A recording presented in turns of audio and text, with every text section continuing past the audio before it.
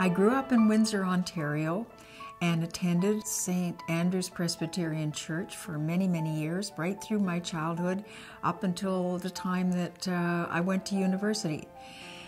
And we had there a minister by the name of Hugh Paulin, and he was such a learned and wonderful preacher that people came from all over.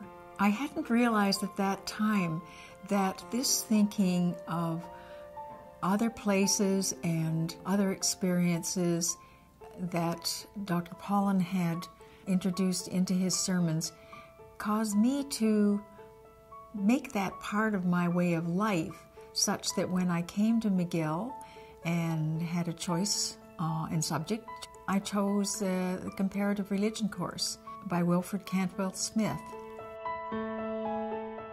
The course took me into a world which was very different from the one I lived, and perhaps that was part of the reason it was so appealing, because it gave variety to my life, made my life more interesting in reflecting on what I was learning about all these different religions.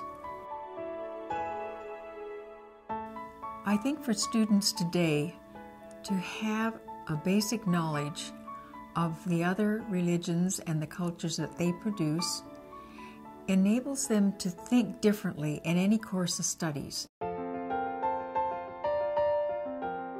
Surely, when you consider the activities that are causing grief here, there, and everywhere, a lot of it is religious-based.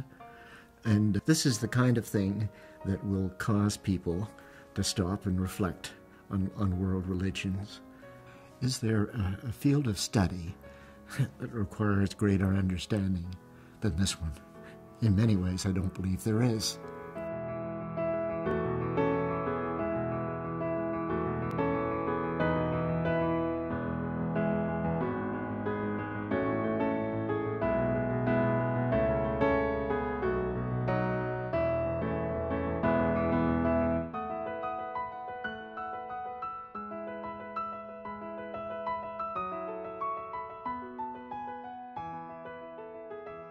This area of education in the interfaith, potentially when you look at the type of conflict our world is dealing with, if there is more understanding, if there is more sensitivity to the differences that we have, especially the differences that are core to people, it's innately in them if they've been brought up in certain religions and cultures.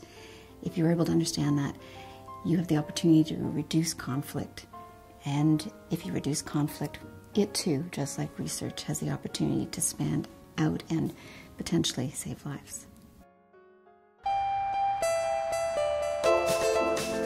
Understanding religion doesn't necessarily mean that you have to be of any particular faith, but regardless of faith or whether you have any particular faith, that in today's world it is very important to understand people's cultures.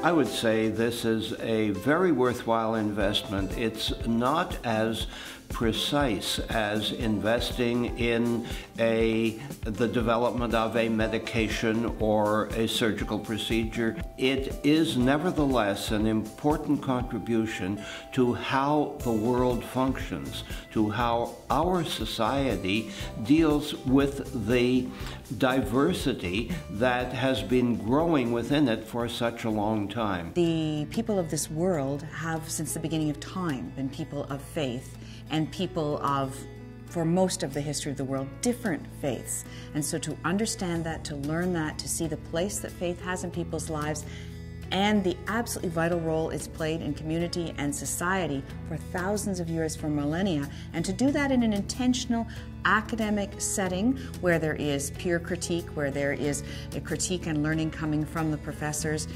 is the way forward. I think that what they will gain as students is tremendous. I think what society will gain in terms of our ability to live together as a people of Canada is absolutely essential. I think McGill is to be commended, I think the donors are to be commended, and I think it is the way forward for the whole country.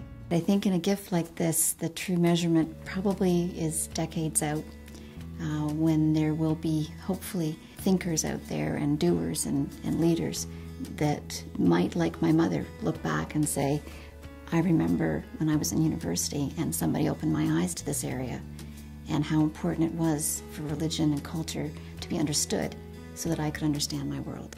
It'll be exciting. It'll be exciting to see it take hold and to see it flourish.